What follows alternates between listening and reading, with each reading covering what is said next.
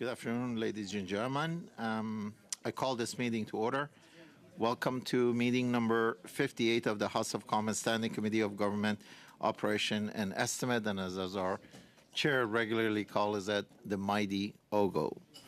Pursuant to the motion adopted by the committee on Wednesday, January 18, 2023, the committee is meeting on the study of the federal government consulting contract awarded to McKinsey and Company. Today's meeting is taking place in the hybrid format pursuant to the House Order of Thursday, June 23, 2022. Members are attending in person in the room and remotely using the Zoom application. I'd like to make a few comments for the benefits of the witnesses and members. Please wait until I recognize you by name before speaking. A reminder that all comments should be addressed to the chair, and I believe all clerk has checked all the sounds, and we are all clear to go. Yeah. Okay. On that note, I'd like to welcome our first and the only witness from the Union of National Defense Employees, Madam June Wigner, National President. You have 5 minutes, Madam President, and the floor is yours. Thank you, Mr. Chair. And thank you for the opportunity to appear today. The Union of National Defence Employees of the Public Service Alliance of Canada represents 20,000 civilian defence workers. Our members ensure the military operations are mission ready at all time, and that military members have safe and secure places to live and work. Our members are experts who work on bases, in offices, warehouses, airports, labs, and garages. They provide consistent and knowledgeable services so that the military can be agile and combat ready. Privatization, contracting out, sexual misconduct, harassment, and discrimination undermine our members' work and occupational satisfaction. Aside from what we've learned listening to this committee and to the news, we have little experience with McKinsey. But the problems with McKinsey are the greater problems with contracting out of what should be public service work. Our 2020 report highlighted the dangers of contracting out cleaning services. It showed that budget allocation restraints force base commanders to regularly contract out essential work, costing more and providing poorer service. For example, this is a quote from a D&D briefing note from Kingston. It was observed that in an effort to increase the profit margin, the contract cleaners were using inferior and improper cleaning products, which resulted in additional maintenance, environmental problems, and health and safety issues, resulting in unfit living conditions. Our report also detailed the situation of a contracted minimum wage worker who cleaned the D&D Medical Center. During most of her employment, she didn't have the necessary WHMIS training and didn't understand how the chemicals she used could hurt herself or others. She was instructed to water down cleaning solutions and forced to clean secure areas without proper security clearances. It wasn't her fault, but her work was compromised the patients and other workers. She eventually quit for better work at a fast food outlet. Harassment within D&D is systemic and entrenched, but it's not just limited to members of the military. Firefighters at CFB Suffield have accused the deputy fire chief of violent behavior while the fire chief stood idly by. Complaints dating back to 2019 have yet to be resolved. Leadership ignored legislation and needlessly delayed the investigation for more than 20 months. Ultimately, the complaints were investigated, and in November 2021, all allegations of physical attacks, verbal abuse, and threatening behaviors were founded.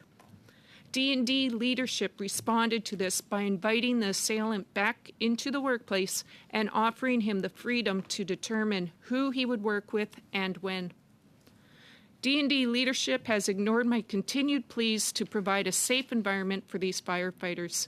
It's been 40 months since the complaints were filed, and the CFB Suffield leadership have advised me that they have not received direction from their chain of command, that their actions are not appropriate nor in need of correction. D&D needs to follow the legislation outlined in Part 2 of the Canada Labour Code, something that the CFB Suffield leadership has resisted doing. These firefighters continue to live in a toxic, poisoned work environment. National Defence needs to enforce harassment policies and ensure that those committing abuses face consequences, and civilian workers must be included in all aspects of any review of the current systems. When it comes to occupational satisfaction, wage gaps are a major issue. D&D's operational workers are paid less than their equivalent trades in the private sector, and this is causing recruitment and retention issues, not to mention the impacts to the defense team members' morale. For instance, Canadian Forces Health Services employs dental hygienists to ensure military members' oral care is well maintained. The massive layoffs stemming from the government's 2012 federal budget caused the department to contract out hygienists' work. Since 2016, CFHS has attempted to bring the work back into the public service, but have failed because the public service pay is so much lower in comparison with the private sector. So instead, National Defence continues to pay contractors to come in, working side by side with the public servants doing exactly the same work. The only difference is that the contract hygienist is making $6 an hour more than the public servant. For some reason, National Defence seems to think that paying their contractors from a different budget line than the line for their public servants is saving money. They've forgotten that there's only one taxpayer. I thank you, and I look forward to any questions. Wow, thank you. Exactly 5 minutes. Thank you, Madam Hickner. We're going to start with the first 6 minutes rounds. And Madam Kuzi, you are up first for 6 minutes. Sure. Well, thank you very much for being here today, Ms. Winger. It's very much appreciated. I wanted to start off my comments regarding your story about the firefighters. This is certainly something that we on this side of the House have a lot of respect for, and we noticed a discrepancy that existed actually with those firefighters across the country and those who in National Defence were only eligible for their pension after 30 years of service or at age 65. When really they should serve beside those who are eligible for retirement after 20 years of service. So I want you to know that myself, as Shadow Minister for the Treasury Board, along with my colleague, Member of Parliament Damien Kirk, Member of Parliament for Battle River Crowfoot, have actually sent a letter to Minister Fortier today asking her to remedy this situation, to put the retirement, the pension of firefighters at National Defence on par with those firefighters across the nation, because certainly they deserve the same rights, they deserve the same benefits that their brothers and sisters are receiving across the country. So I'm very excited to sort of announce this here today in coordination with what you're saying. So thank you very much for the opportunity for me to share this good news, and I do really hope that the minister will respond which is only the correct response, that their work should be seen and valued the same as firefighters in other areas all across the country. So thank you very much for the opportunity for me to share that with Canada here today.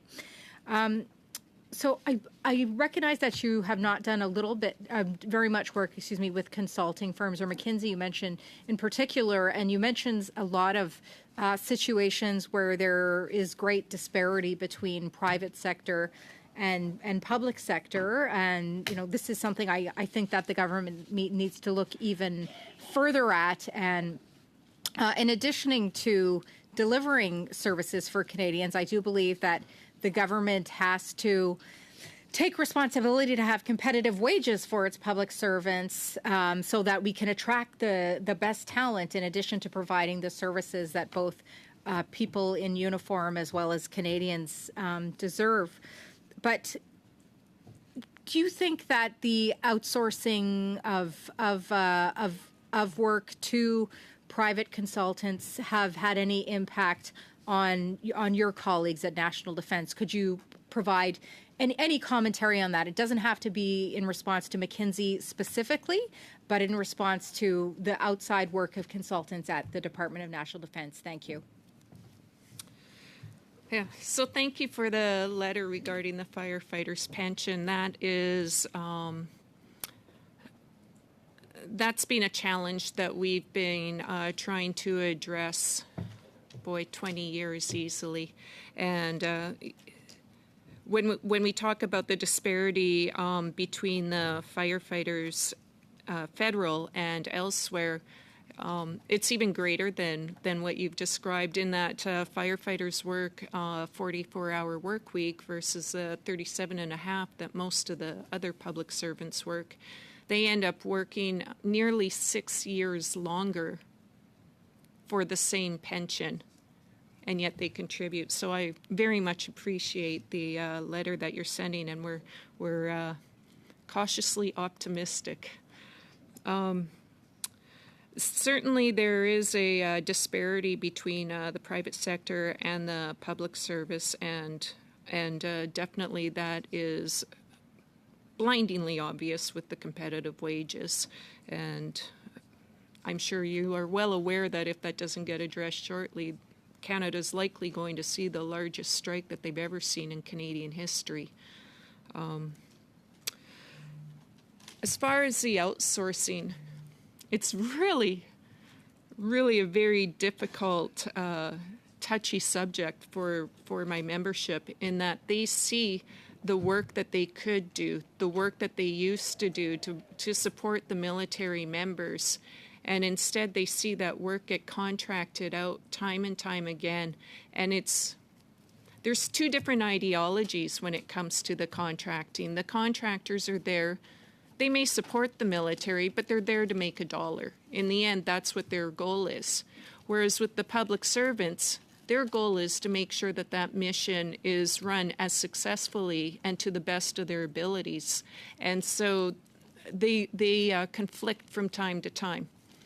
And we see it time and time again. I know in my own office in the Counterterrorism Center back in Suffield, Alberta, we had a building built, and when I was sitting in my office, it was very obvious that the heater and the air conditioner were not coming through into my office. And so I contacted DCC, who was overseeing the remodelizing, and they came back and said, no, we've checked our records, everything's balanced. So I went over to National Defense and asked a few of my friends that work in the trades and asked them to come take a look at the building. If you could wrap up, please. Thank you. Okay. Turns out the building wasn't balanced. It was impossible that it ever could have been balanced. Both the contractor and the subcontractor signed off that it was balanced, but there was literally metal in the air handling units that would have prevented it from ever balancing. So, this is just a very common example to things that we've seen. I could sit all night telling you about it. Thank you, and thank you, Chair. Merci, Thank Monsieur you. le Président. Thank you, madam. And next round goes to MP Housefather. MP Housefather, you got 6 minutes.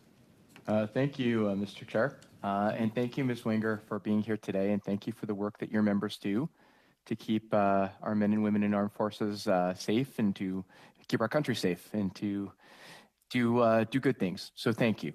I have to ask you a few questions before I get into the meat of what I think you want to talk about, because right now we've been diverted from our general study on outsourcing to deal with McKinsey. We've had many meetings on McKinsey because there's been an effort by some to try to claim that the contracts with McKinsey were somehow untoward, and that there was political interference involved, and that they were given to friends of the government. So, Ms. Wenger, do you have any specific knowledge related to any political interference related to contracts given to McKinsey? That's not something that I would be made aware of in my role. So you have no reason to doubt the audit report that came out that said that there was no political interference related to the contracts? Again, that's not anything that I would be brought into, so that's outside of my scope.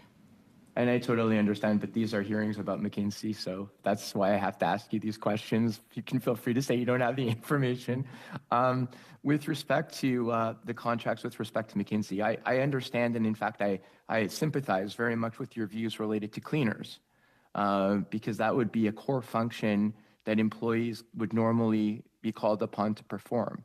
The contracts were with McKinsey were, for example, for benchmarking services, that which is not a core function of the Department of Defense. Would you agree that there's a difference when the Department of Defense is dealing with something that would be outside of the core function of employees and outsourcing, and there's a difference between cleaning services and benchmarking services? I would say that there's a difference between cleaning and benchmarking services. I think most people would agree with that. However, I would say that benchmarking services is something that the membership could provide. These are members that have worked at National Defence for some well over 30 years, that have seen people come and go, and they've seen all the new plans come and go. They've seen the leadership turn around, and yet we still see the exact same thing with our work. We are quite familiar of what the challenges are with our work and what paths need to be taken. So I think that we do have a lot to offer with the benchmarking, and with proper consultation, I think that a lot more could be done. But frankly, between you and, well, I can't say between you and I, but frankly, it's more an issue of actually listening and actioning, and not just sitting and looking for the narrative that you want to have heard, and then proceeding with that. And that's part of the challenge that we have at National Defence. It's steeped in tradition, and they like to protect it and maintain it. I understand. I think that, again, dialogue on both sides is always very important. I think you have to hear one another. And I think that in this case, for example, I understand what you're saying, but benchmarking also involves looking at what is happening outside of Canada, looking at foreign practices that might be best practices that are similar. Would department officials have that expertise? Certainly, we would have a great deal of expertise in that, where we do collaborate with other militaries on a regular basis, not just the military members, but also the civilians. I know in my work, I often would collaborate with others within NATO. That's a common thing to do. I'm not saying that this is their expertise. I'm not saying that at all, but I am saying that nobody knows their work better than the workers. Nobody. I agree that somebody's own work, nobody could possibly know it better than the person who performs it. And I always believed when I was a manager, you had to make sure that you knew that work as well as your subordinate, because you had to be able to, show them why you justify why you're there. You had to be able to understand what they were going through every day. So I get that. I just think that this is a little bit different, again, because it involves a profound knowledge that wouldn't be the day-to-day contact between armed forces. And I guess I would just ask the question. I completely understand, and I think we all acknowledge that there has to be a good look now at how outsourcing works within our federal government, and look at where, outside of surge capacity or outside of specialized services that would not be core services, we need to examine how much we outsource. But you would agree that there are some times, for example, for surge capacity or for specialized services that would be not everyday services, but would be inconsistent. You need it once a year, twice a year, that there are calls sometimes to have outsourcing, correct? Certainly, there are occasions for outsourcing when it's going to require a specialized field that's not normally required and will not be ongoing required. Definitely, but it's nearly impossible to figure out what that is, because the information that is shared with us on what that outsourcing entails is so limited. I mean, even when we were doing our 2020 report, I put in 47 ATIP requests. I'm still waiting on, or I put in 45 rather. I'm still waiting on 27. I've seen from the discussion around this table earlier this week about forms being fully redacted, pages being completely blank. This is an ongoing frustration. And frankly, I don't know that there is a lot of coordination in determining what the outsourcing is at National Defence. I'm reminded of the time when I was the Vice President for Alberta in the North, and I met with the Land Forces Western Area Commander at the time and asked him to provide me with a list of all the contracting out that he had underneath him. And he told me that he would have to stop his entire office of working for a full year and work only on that, and they still wouldn't be able to tell me how many contracts they have ongoing. So I'm not sure that we'll be able to necessarily agree on this. Thank you, Madam Wigner. The next 6-minute round goes to Madam Vignola. Madam Vignola, you have the floor for 6 minutes. Merci beaucoup. Thank you very much, Mr. Chair. I'm just scrolling down to my question. Last Friday in Katimini, the Treasury Board President provided an update about the contracts to McKinsey. A number of elements were raised. There were a lot of documents that said that they use their services frequently. There were a number of points raised. It is a long list, and it seems to only be the beginning. Were you aware that orders were given to your members to accelerate either the awarding of contracts, particularly to McKinsey, or to any other firm, and flying in the face of the legal requirements for these contracts? I don't have that information. Merci. Thank you. If ever one of your members told you that there were shortcomings in the policy application, what would you be able to do to support your members and ensure that the awarding of contracts was done lawfully?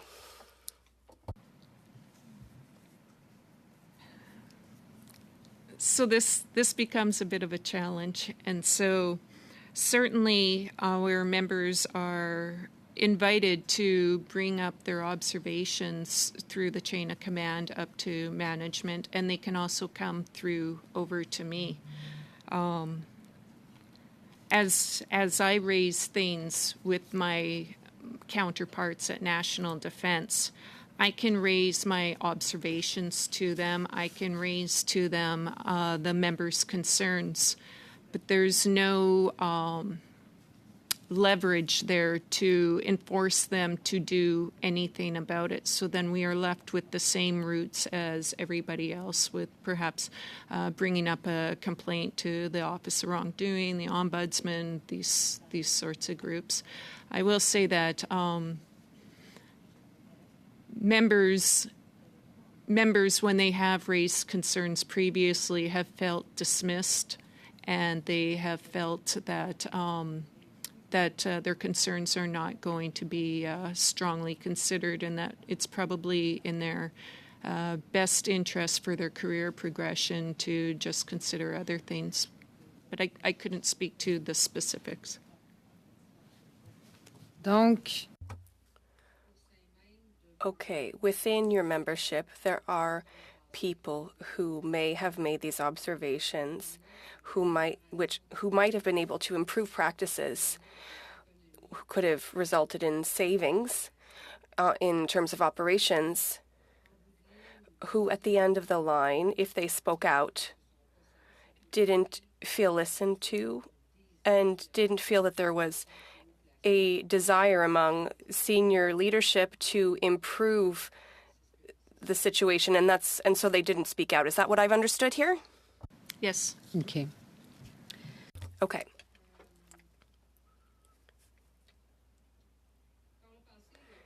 In the past, it was drawn to my attention within the public service, there were employees receiving contracts, and they lost them after a couple of weeks and then rehired, and those people did not have access to a pension fund and some protections. To your knowledge, within D&D, is that a practice that is still occurring?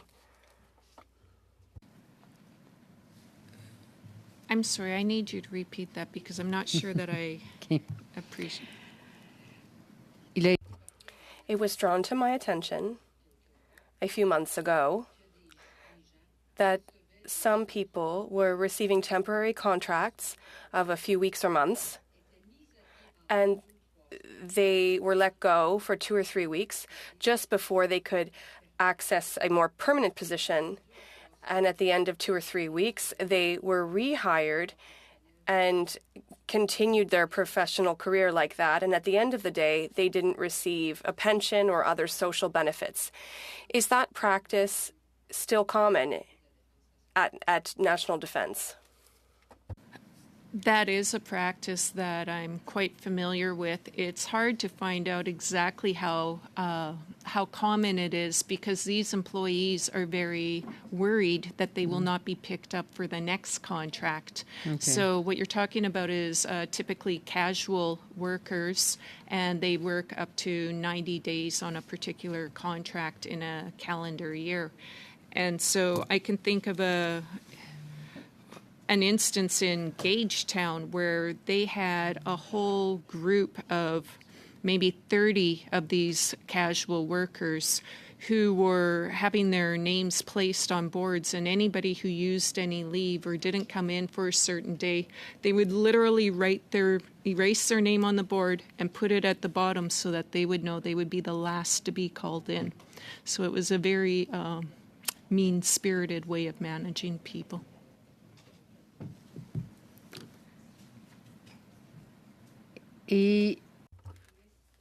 And does this management method mean that those people feel less accountable than a public servant who works annually? I'm not questioning their skills and their desire to work hard, but I'm wondering whether you see a difference in the motivation of those people and in their involvement within the public service. A very quick response, 10-second. I just gave you extra time because I know you had to repeat your question again. So quick 10, 15-second response. Appreciate it. Thank you. Yes, these employees feel incredibly vulnerable and feel that they have to agree to pretty much anything that is asked of them, regardless of the reasonableness of it.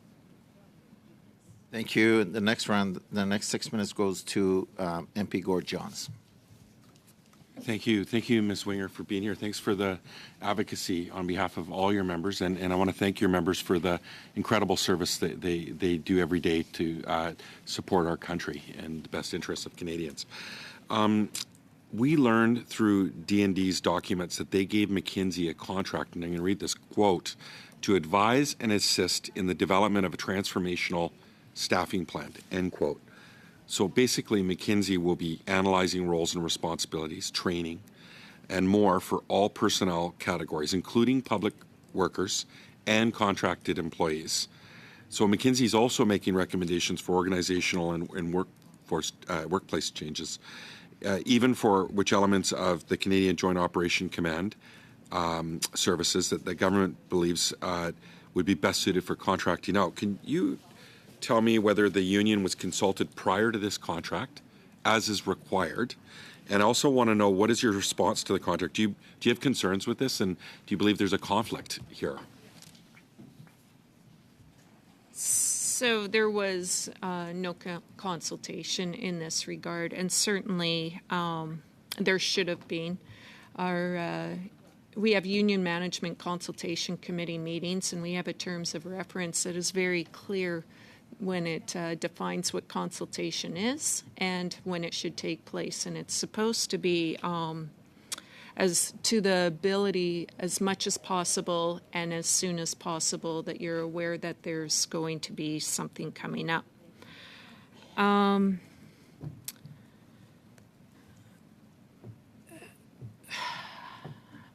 What was the part two of your question? Yeah, so, I guess, in terms of the, concerns that you might have with it in response to the contract, I have a hard time, and I guess I'd like to hear your perspective, that you've got a highly paid consulting company that's developing, basically they're making recommendations for organizational workforce changes, both for the outsourced workers and the personnel decision making around public workers.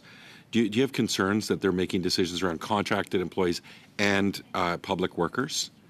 Oh, absolutely.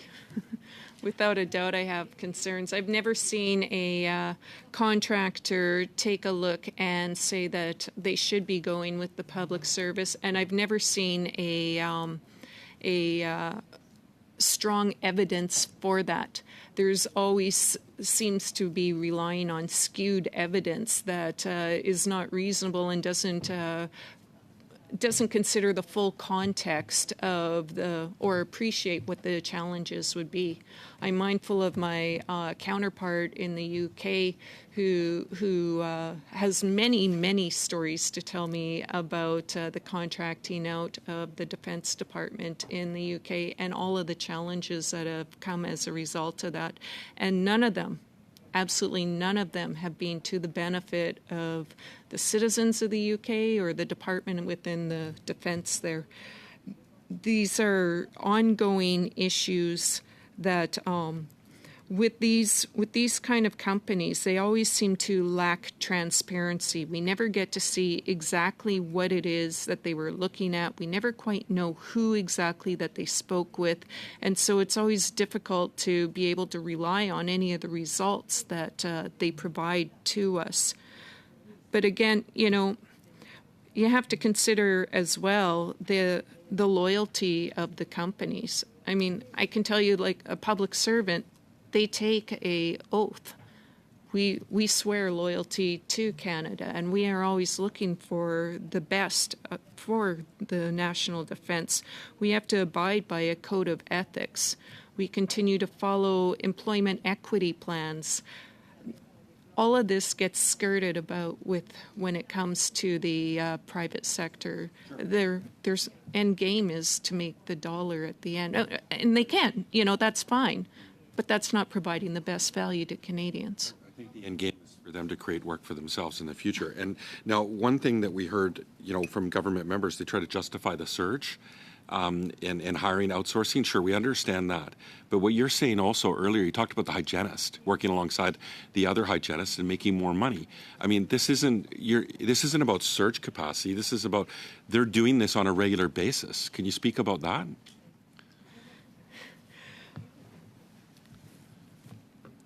We have a great deal of challenges. When we had the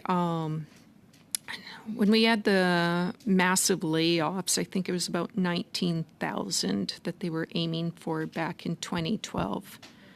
The layoffs that happened there were not upper management. They weren't the directors. It was all the worker bees. And so it's these very same workers that do all of the work that are now missing. And so we have the skeleton staff of tradespeople left that are rushing about and trying to assist the contractors. That's what they end up doing. So the contractor comes in and they do the work that they're being asked of, sometimes not quite exactly as it's being asked for, and the public servants are relied upon to go in there and finish it up, do the corrections, do whatever it takes. And we see that time and time again. Thank you. That completes you. Okay, we're done with the first round. We're going to go to the 5-minute round now. We're going to start with MP Barrett. MP Barrett, you have the floor for 5 minutes. Thanks very much, Chair. Thank you, ma'am, for joining us today. What does it do to the morale of your members when they see millions of dollars in contracts going to single companies, in this, as we're discussing today, McKinsey getting $15 million from D&D amidst a wide number of other contracts as well. What does that do to the culture and morale of the workplace of your members? It's very disheartening for the members when they know that what they're doing is being underpaid and yet they see the people standing right next to them doing similar work that most often are paid much greater than they are. It makes them feel that it's diminished, that their work is being diminished, it's not being appreciated, and they're always trying to push through that.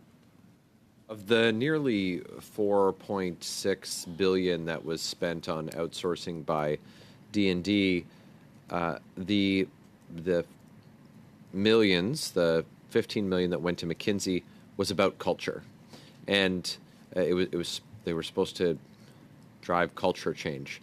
And we've highlighted several times why a company with a record like McKinsey's is not one that I would want coaching, my team on culture.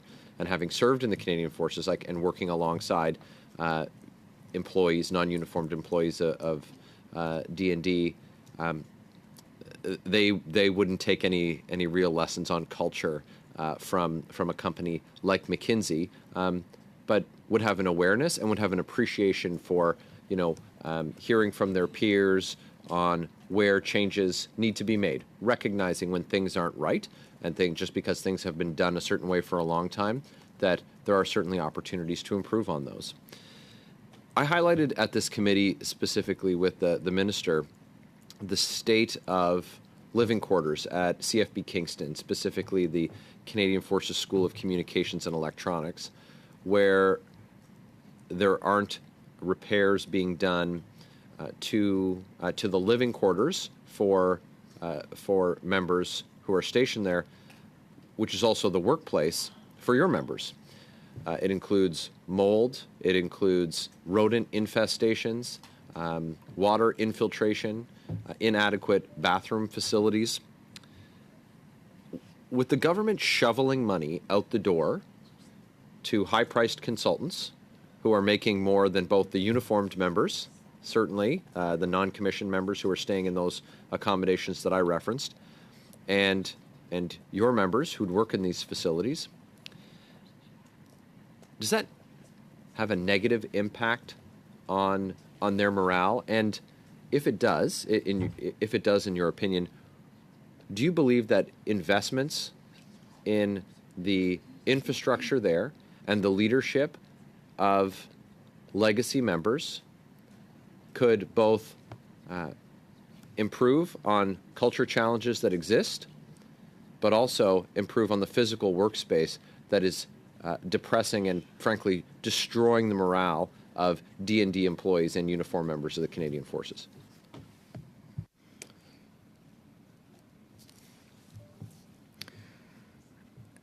So CFB Kingston is a really hard one. Around Christmas time, I received a phone call from the local president there who told me that one of our members was put in the hospital in a medically induced coma. And it was because they suspected that he had contracted Legionnaire's disease. And so shortly thereafter, it was confirmed, and we found Legionella in the workplace. And now that member is a double amputee as a result of this, for just trying to go to work.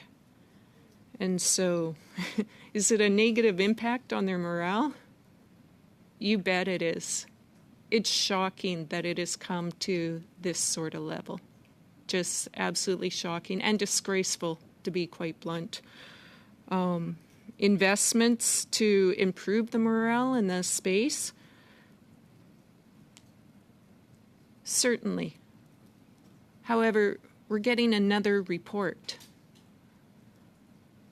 And this is what National Defense does. We get another report and a report after that and a report after that. At one point, Sorry, Madam they Wigner, have to action the report. Can you quickly wrap up? Oh, I'm sorry. No, that's okay. Quickly. Go ahead. So at Just one finish. point, they have to action these reports. They have to do something with it, not just continue to look for what fits the narrative or goes to their pre-designed destination. And so continuing to to look for other ways of addressing this isn't the problem. The Okay, problem thank is you. actually doing something. Chair, just if I may, I think that I can comfortably say that all members of the committee express their, their sorrow for your member, and that's terrible, and I'm so sorry that happened to them, and want to offer my my sympathy and sympathy to you. Thank you, MP Barrett. Duly noted, and I think we are all on the same boat. Thank you for that acknowledgement. And next 5 minutes goes to MP Thompson. Floor is yours, ma'am. Committee, and I certainly want to begin by thanking your members for the work that they do. It's incredibly important. If I could sort of switch back to at the McKinsey and contracts, what kind of expertise does outsourcing let the government access that it doesn't have in-house? I wouldn't know what they do, because whenever I go for an ATIP to find out this information, I either get no response or it's so heavily redacted it's nearly impossible to find out. And some of these outsourced contracts have our own members at, so we try to gather both sides of information and compare them together so that we can figure out what the contract's supposed to hold. Thank you.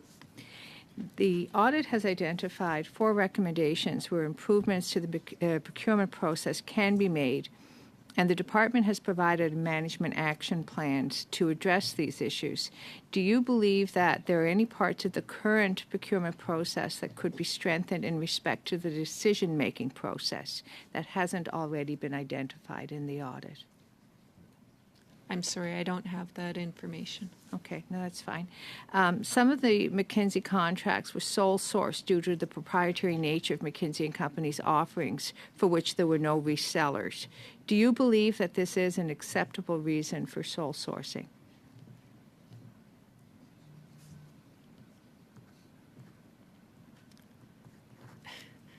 National Defense likes to sole source a lot of contracts.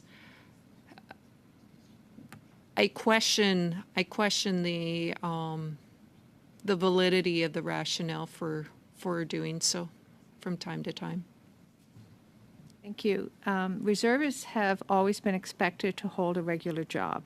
Do you believe reservists should be blocked from all D&D contracts, or are there circumstances in which they can do contract work for the department without being in a conflict of interest?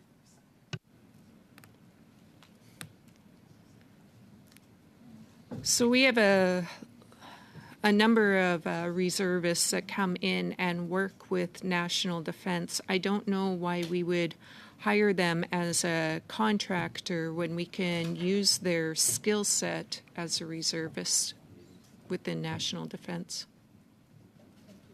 Mr. Chair, how much time do I have? 1 minute and 15 seconds. Okay, I wanted to ask another question and not have it cut off. The current integrity regime puts 5- and 10-year bans on companies deemed to be in violation of ineligibility and suspension policy. Are these appropriate penalties for unethical conduct? This is not my area of expertise. That's fine. And so the second half of this, just to have it on the record, is Canada's regime out of step with international peers? Again, that's outside of my scope. That's okay. And does our regime incentivize the concealment when problems are discovered? I'm sorry, I didn't catch that part. Would you like me to repeat that? Yes, please. Yes, certainly. Does our regime incentivize the concealment when problems are discovered? Absolutely. Absolutely. So, if I could just reference briefly the work that McKinsey described in committee that they were doing in the department around the cultural shifts that need to happen within the department. Would you speak to how your members would be able to conduct that work?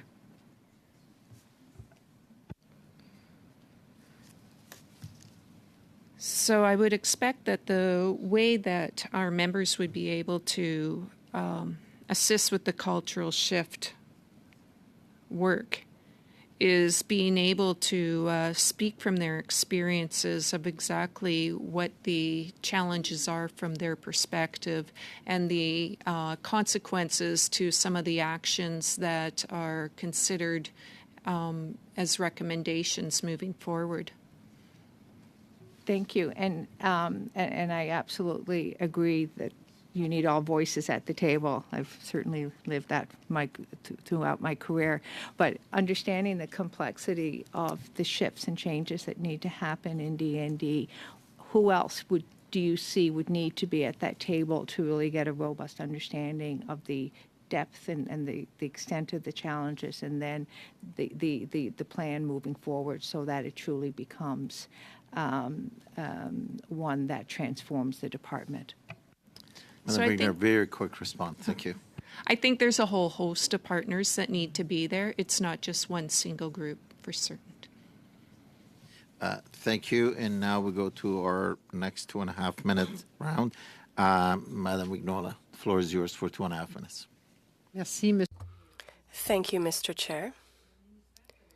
The Minister of National Defense allegedly gave a number of contracts to Mackenzie for improving technology and strengthening its state of preparation. McKinsey also provided advice to American Defense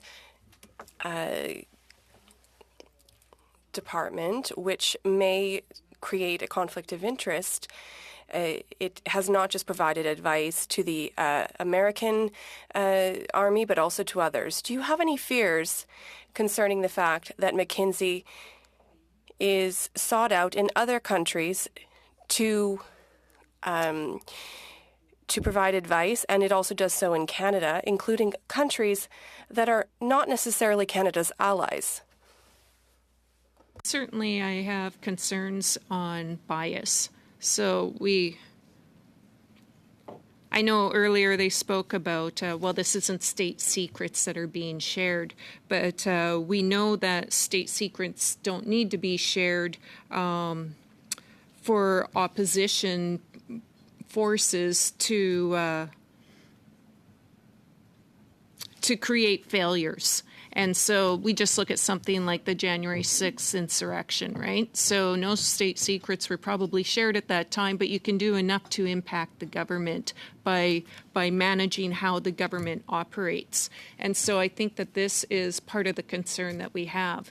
I think of the UK ammunition. Back in the 90s, they used to make their own ammunition, and then they decided as a cost savings that they would get rid of that and contract that out. So they laid off all the employees, they sold all the equipment, and they sold the land that the equipment was on. They ended up getting their ammunition from an international dealer, and then when they were going into the Gulf War, they couldn't get their ammunition because the company that provider was, the country that company was from, the country wouldn't allow the sale of that because they were trying to protect the Saudis. So there's a challenge that we see where companies end up having different affiliations, and that impacts the end results. Thank you. That was exactly 2.5 minutes. Next 2.5 minutes goes to MP Johns. Ms. Winger, I want to give you the opportunity to speak a little bit about the history of the challenges you and your members are facing regarding staffing, vacancies, cuts, and outsourcing. Can you maybe tell us a little bit about what these problems have looked like under this government and under the previous one as well? Yeah, well, we have a great deal of challenges when it comes to vacancies. Certainly, national defense is not unlike anyone else, where they have a salary wage envelope, which they draw the monies from to pay for their public servants, and they have operations and management budget where they pay for all their contractors and so forth. Since the 2012 reduction, our numbers of public servants and our salary wage envelope have been insufficient. Definitely insufficient for the work to support the military members that they so dearly need. And so when we do that, then we end up not being able to staff the positions properly. And I'll give another firefighter example. And I want to be very clear, these aren't limited to firefighters. It's just I think everybody understands what a firefighter does and how they work, so I like to use them as an example. And I think of a fire hall, National Defense Fire Marshal's Office does compliance reviews on all of their halls probably about every 5 years. For the last 3, so 15 years, National Defense has outlined that the fire hall in Dundurn, Saskatchewan is undermanned. And yet, when we ask the department, well, when are you going to staff it, we hear about the different budgetary concerns that they have. So, I mean, these are basic jobs like firefighters.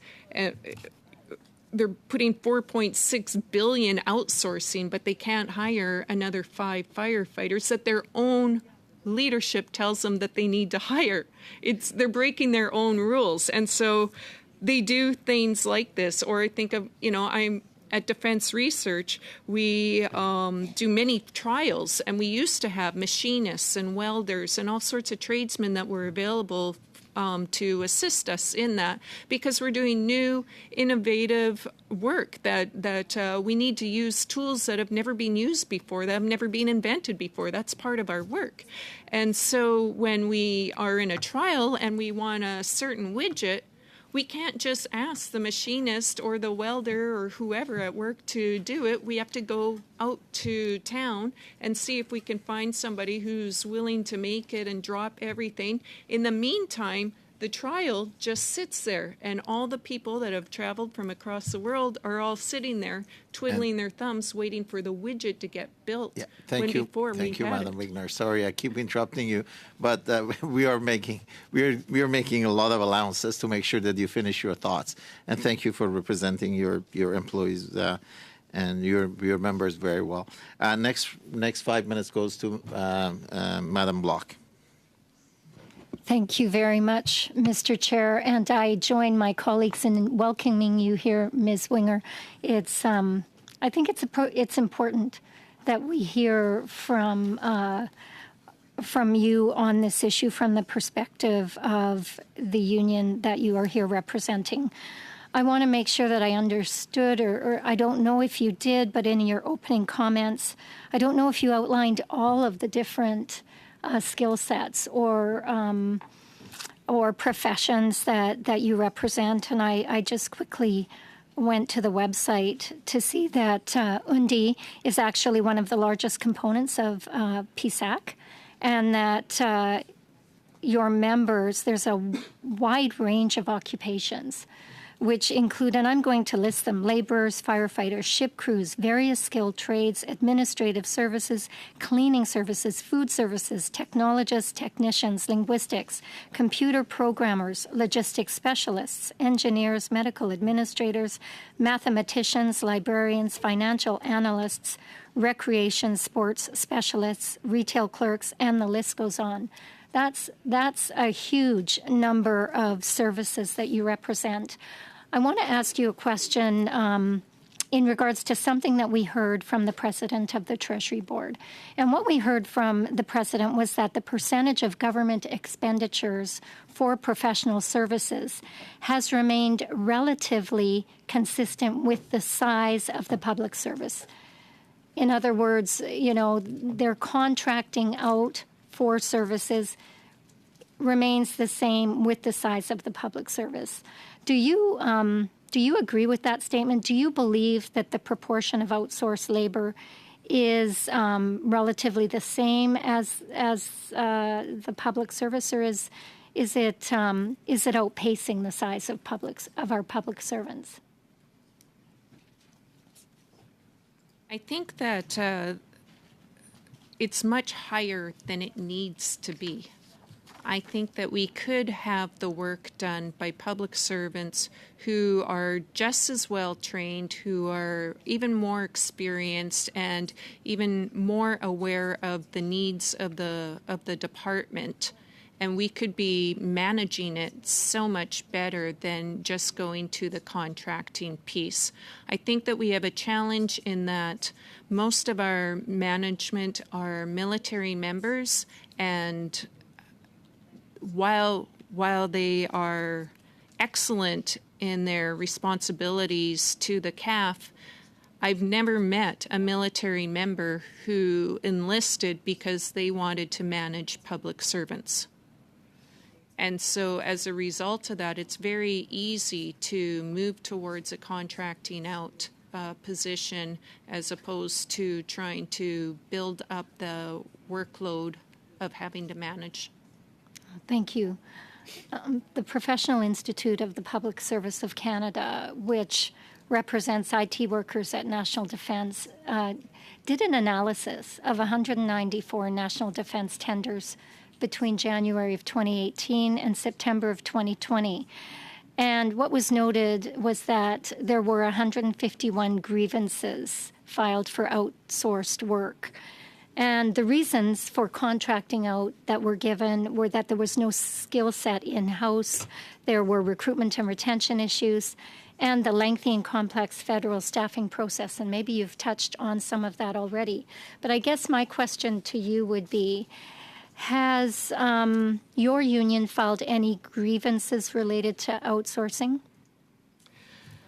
We have not filed any grievances because we weren't able to get the Treasury Board to agree to allow us to bring that language into our collective agreement as it is with PIP's collective agreement. Okay, thank you. Thank you. And the last round goes to MP Baines. MP Baines, you have the floor for 5 minutes. Thank you, Mr. Chair, and thank you to Madam Winger for joining us today, and thank you for your service. The Audit and Procurement Ombudsman recommended that due diligence be strengthened, which the department agreed to. Do you believe that this will rectify future compliance issues in the administrative process? Well, it'll depend on how they do that, right? So we have a large number of contracts at National Defence, but when we filed our access to information to be able to review the reports on whether the work was completed correctly or at all, we weren't able to find those. National Defence told us that we had to go to Public Works. We went to Public Works, and Public Works told us that that is held by the contractor. So the compliance reports aren't even something that we can review. So unless if they're going to do significant changes where they can allow for that, I can't see much changing. I can't see any motivation to change it. Okay, and public access to government information is essential to our democracy, like you mentioned. The D&D audit indicated a need to ensure compliance with proactive disclosure and access to information provided correctly and promptly. So does the department's management action plan toward improving proactive disclosure of contracts indicate a step in the right direction at all? Again, I'll believe it when I see it. I see lots of reports being written on behalf of National Defence and by National Defence, and the problem isn't in not having the right ideas or having the reports written. The problem is actually having it actioned and doing something with it. Okay. And departments are required to consider internal staff before outsourcing a project. Some say that doesn't happen enough. How could those make or buy policies be strengthened?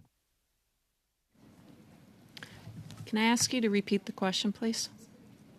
So departments are required to consider internal staff before outsourcing a project.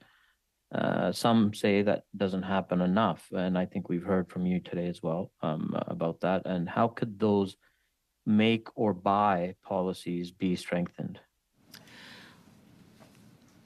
Our previous deputy minister, Jody Thomas, had indicated that she was no longer going to allow a free rein on local management on determining what public service work would be contracted out. And she said that essentially, from my perspective, she had said that she wanted a business case demonstrating the need and the value for contracting out. Otherwise, the default would remain within the public service. And so we had this written in minutes. We passed this along. We raised it at every local union management meeting that we could, and still management was not inclined towards it. So they may put forward new rules, they may put forward obligations, but until there's an actual negative consequence for not following those rules, not much is going to change at all. And that can go for nearly everything within national defense. And sometimes, if the carrot approach doesn't work, you need the stick. And I think sometimes although we find that they're willing to use the stick with our members, it's not so much being used with management with their own rules. So there is no negative consequence, you're saying, at that level? I haven't yet seen one. Okay, just in regard to the contracting of work. Okay, thank you. And Mr. Chair, do I have any more time? You have 30 seconds. Well, thank you, Madam Wenger, for joining us today. Again, thank you for your service, and that is all the questions I have today. Thank you. On that note, thank you, colleagues, and thank you, Madam Wigner, for joining us today. Once again, I'd like to acknowledge the fact that you're put in a very compromising position.